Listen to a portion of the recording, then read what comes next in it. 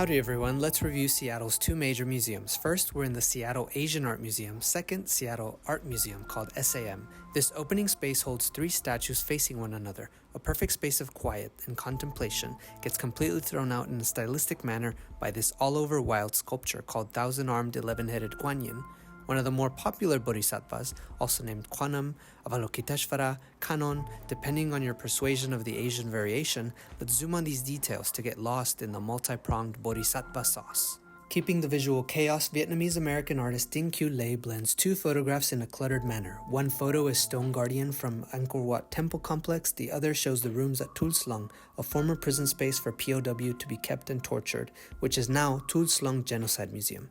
Le thought heavily about how we make monuments of historical events such as the Khmer Rouge regime and cultural patrimony such as temples. Le passed away in April 2024. May he be remembered through the greatness he left behind. Rest in peace, Dinh Q. Le. Here is Dragon Tamer Lohan, held in a vitrine while screens show festivals around Asia. A moment to catch our breath before we jump into another heavy topic. As you enter the museum, you're greeted by this porcelain figure by Takahira Kondo, called Reduction from 2015, part of his signature figures molded after himself in a meditation pose pondering the essence of the world after the 3/11 triple disasters in Fukushima, Japan in 2011.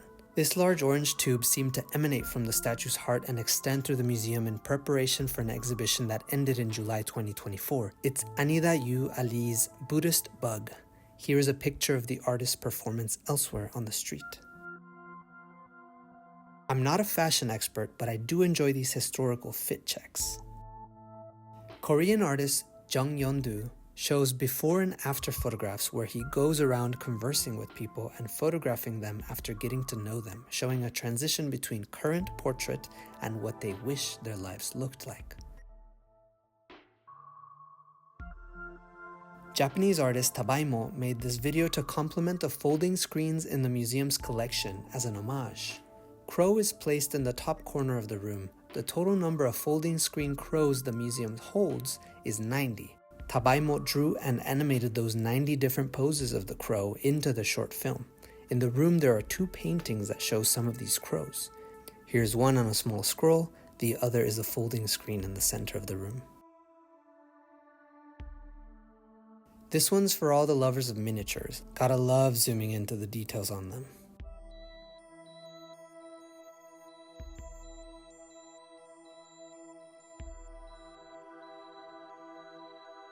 Mask lovers of all kind, rejoice to enjoy... Oh, it's Murakami's flowers. I feel like every museum gotta have at least one, right? This feels so pre-contact Latin America, but I'm not smart enough to place any specifics on it. My students love when I mention these really old figures inspired. Persona!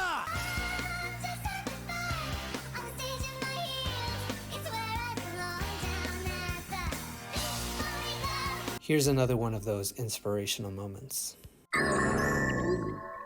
The detail here is crazy and reminds me of moche pottery. I went to a previous exhibition at the Getty for some of that. I have no idea what this was, but it just felt so relatable. Now this is the Seattle Asian Art Museum. You gotta have Indian miniature paintings if you're worth your salt. And these did not disappoint. Shah Jahan was wildly prolific in making art about his reign. Well, his court painters were. And the details on this are stunning. Not only the wild scene of fighting elephants or battle records and the chaos of these scenes, but the marginalia is second to none. So whenever you go see these, do get in close. Alright, everyone good? Gotta take a little rest with the Maneki Neko. We're jumping around Seattle and taking in those sights and sounds. Now, we went in January 2024 for the hottest ticket of the season. Drumroll, please. The Hokusai exhibition. This thing was packed. You just heard about Shah Jahan's court and how his folios are everywhere, but let me tell you this. Hokusai is all that and well beloved throughout the world. This man made one painting that everyone knows and they constantly wear. I feel like a biography is not my realm here, especially with these kinds of videos. I'm quickly panning to show hundreds of images inspired by, created by, produced adjacent to Katsushika Hokusai. I'm traveling through the 26 views of Mount Fuji. I'm showing you Western copies and dishes influenced by Hokusai styles and symbols. I'm showing you the different types of print popular at the time. Those remade and spread about by hundreds of artists and collectors, the vogue items in the Edo period. Hokusai was big in the second half of the Edo era, starting work as a teen sometime in the 1770s, producing banger after banger. His daughter Katsushika Oi made these mice-parroting sumo wrestlers, so the exhibition is a family affair. Look at her hanging scroll from the 1820s showing 3 women, a middle-class townswoman at left, courtesan in the middle, and a geisha at right. Here's Hokusai making portraits of famous actors at the time. One section showed works inspired by Hokusai from various artists. This is Francesco Clemente's woodcut that looks like a watercolor. Next is Helen Frankenthaler's woodcut. She worked with the Japanese studio there. Nara Yoshitomo riffs on Hokusai in 1999 with a photocopy from his Tokaido Road series from the 1810s. Here's the influence of his most well-known work, The Great Wave of Kanagawa. Everyone loves to jump in on this one. Here's one for the figure skating fandom. Hanyu Yuzuru in a photograph by director Ninagawa Mika in designer Nagasato Yuima's collection. Let it not be said that we only show good art on this channel. We got some wonky wildness from Hokusai.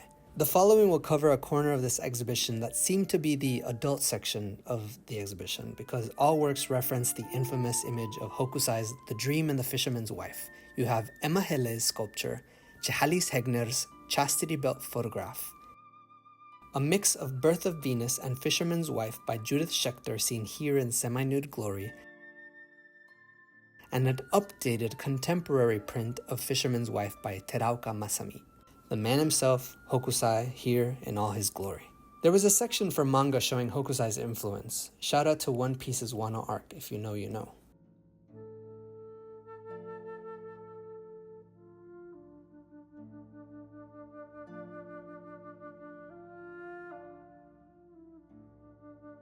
Some of my favorites by Hokusai are the yokai, because I love the weird ones, the monsters, the supernatural. There was a print of an unknown artist that I'll show shortly that reminded me of La Llorona from Mexican folklore. Here though, this ghost is an ubume, a spirit of a woman who died in childbirth, but there's some similarity to La Llorona. And I leave the exhibition with Aoshima Chiho's digital painting. It felt fitting to be next to the yokai and as a memento mori reminding us of the end of all things. Okay, so there was a Lego recreation everyone must have seen on social media. There's an interactive section to make your own woodcut. I do think the exhibition was worth the hype, but a tad expensive. The sheer volume of work was great, but let's get out of here and see what else they had.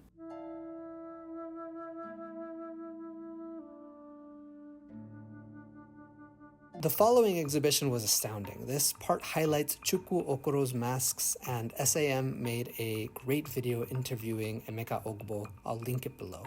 This is an ongoing exhibition since 2018 created by the Institute of Empathy, and it's a really interactive exhibition that shows works like this by Walter Oltmann from South Africa making use of traditional art by using wire, or this skirt made of leather, beads, and brass rings by Ndebele woman from South Africa. While named skirt, it's more like a banner announcing defiance historically against South African apartheid. This jewelry is made by Maasai women of the Kaputiei section of Kenya. The largest piece of this exhibition is one I could stare at for a long time, admiring all the moving parts. This is Chimatek, Virtual Chimeric Space by Saya Woolfolk. And this requires way more elaboration than I'm eventually going into because there's a whole lore to Chimatek and its usage by the empathics in charge of this exhibition. Of course, on its surface, you can interact with this or with your body and see your own effect on the work. But what you're seeing is this virtual filling of vessels with multicolored cosmic goop, and it filters down into the mannequins wearing different cultural garb, mixing futuristic and culturally established, such as the Sierra Leonean Mende mask here. You can see that it matches the mannequins there. The artist Nick Cave's most recognizable sound suits are sharing space with the mannequins seen previously that bring the masks more bodily presence. To transition from the exhibition into the broader collection of African art SAM has, we get this beauty by Jacoby Satterwhite. Often large museums like this with multiple objects gathered from the huge continent with hundreds of different cultures hold the collection in an encyclopedic Wunderkammer manner. So I want to show you this Nkisi Kondi figure from the Congo, this Nigerian Yoruba axe with a body for a handle, and this Yoruba Ibeji or twin figure. The labels on the wall gave information for some of these, but when the museum goes for volumes, it misses out on depth. I've never been a gigantic fan of Alexander Calder, but here's something I've never seen: a painting and a mobile with a figure in it. Now check this next one. This is a mixed media collage incorporating patterned paper and fabric with rhinestones and glitter. This is by Jamaican artist Ebony Patterson, titled Dug Up from the Kitchen Weeds, and it shows someone in striped black and white shirt from behind laying down. From the website, Patterson says the following: "The glitter and bling shines light on things," referring to the attitude of, "You may not have noticed me, but when I was alive, you will damn well see me before I leave." And it references Kingston, Jamaica's trend of bling funerals. Patterson says the following: "Well, I'm choosing to turn the light on. Violence happens everywhere. That's the truth, and it's all our problem." End quote. This following poem inspired the work that you see in front of you, and it's a poem, Brief Lives, by Jamaican poet and short story writer Olive Sr. It's always great to see Laura Aguilar in major museums, rip to an icon. This mixed media work is by Anishinaabe artist Charlene Vickers, whose title reminds us of Indigenous history in a cycle of remembrance and forgetting, particularly centering murdered and missing Indigenous women. The Ine artist Will Wilson photographed Madrien Salgado, and the portrait is juxtaposed with Kehinde Wiley's painting and Thomas Eakins' painting to create a thoughtful compare and contrast for curious visitors. These three portraits introduce us to the section primarily showing Northwest Indigenous artists at Seattle Art Museum. Here is Wendy Red Star's photo installation, Aki Wilashpake, People of the Earth, showing portraits of Indigenous women and children from the Seattle region incorporated into the skyline. These snippets round out the section titled Reimagining Regionalism. What if we centered the Indigenous representation of the USA?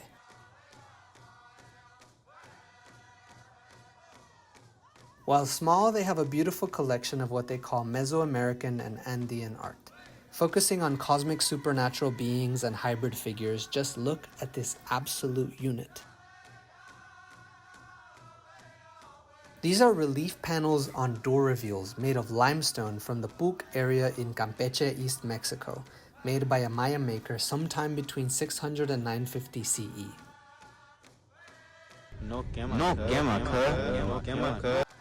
There's way too much to go over in detail as other things, but this section I was running on 2% battery, so I would run from room to room trying to do an all-over pass of the works, and it was closing time, so this is a bit rushed in the videos.